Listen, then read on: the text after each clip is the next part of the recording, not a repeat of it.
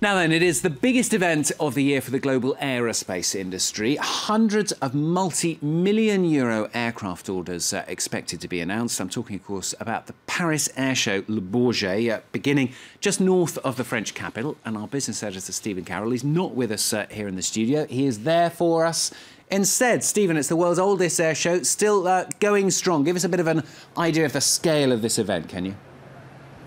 As you say, the biggest date on the diary for the aerospace industry. 2,200 more than exhibitors here at Le Bourget for the next week from 47 different countries. Now, there's also going to be some 40 aircraft displays every day. There's over 100 aircraft on display on the ground here at Le Bourget, and it attracts not only many visitors and aviation enthusiasts, but also, of course, the biggest players in the industry. Now, the two main players, of course, in terms of passenger airlines, is Airbus and Boeing, and I'm pleased to say that we are joined by Randy Tinseth, who's the Vice President of Marketing at Boeing Commercial Airplanes. Thank you for being with us on France 24. Oh, it's great to be here. Let's start with what have you brought to Le Bourget? It's all about big announcements when it comes to these air shows. Well, we started out last week with a big announcement from Delta Airlines for a commitment for 60 single-aisle airplanes. We created this little video that's gone viral on the 787. People will get a chance to see the 787 fly later this week, and they'll just absolutely love it. And we actually began the show with our first announcement just a few minutes ago with 60 airplanes to Garuda out of Indonesia for both 737s as well as 787. So we're off to a good start. Definitely a good start to the first day. Now, your global forecast for the industry sees demand for airplanes doubling in the next 20 years. Where do you see that demand coming from? Well, a great deal of the growth will be from the emerging and developing economies, from growing low-cost carriers around the world.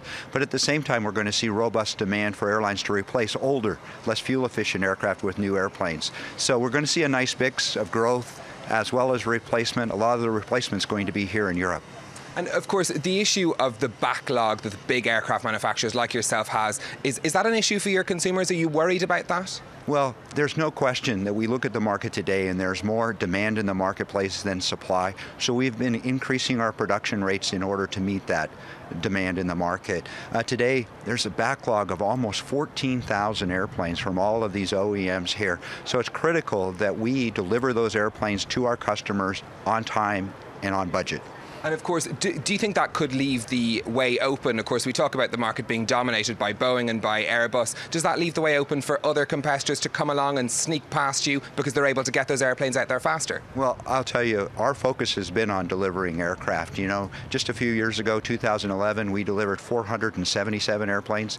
This year, we'll deliver more than 750. It will be not only a record for Boeing, but an industry record if things continue to go the way they've been going. So we've been focusing on increasing those rates, getting them in our customers' hands, and we've been doing pretty well in the market. Now, 2 years ago, the last Paris Air Show, it was all about the giant planes, the wide-body markets. Where is the battleground now in the market for you? Well, I think it's about single-aisle airplanes, whether it be the 737 MAX or the A320neo, those airplanes have been doing extremely well. We're seeing new competitors in that market, whether they be from Canada, from Brazil, or from China.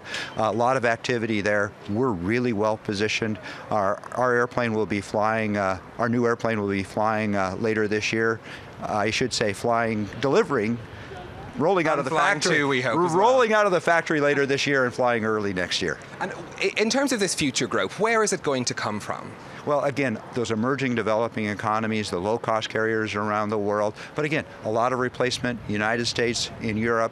We'll see growth in the Middle East, we'll see it in China. You know, over the next 20 years, about 40% of all demand will be in the Asia-Pacific region, about half of that from China. Now, Airbus says they're expecting to announce hundreds of new orders during the Paris Air Show. Should we expect something similar from Boeing? Well, we're going to do quite well, I think, in this show. We're always ready and willing to support our customers in those announcements. Okay, Randy Tinseth from Boeing, thank you very much for joining us. Just before we go, a quick look at what's happening on the markets here in Europe. We've seen sharp declines at the open, particularly in Paris and Frankfurt. This, of course, over the continuing concerns over the Greek debt crisis. All of the main European indices opening down. A similar picture over in Asia. The fall is not quite as dramatic on the Asian markets, but still a sweep of red across the Asian markets in trading today. Plenty more to come from the Paris Air Show and from Le Bourget throughout the day here on France 24. But for now, it's back to you, Stuart. Thanks very much, Stephen. Yeah, stay with us on France 24 for more from Stephen, as he said. More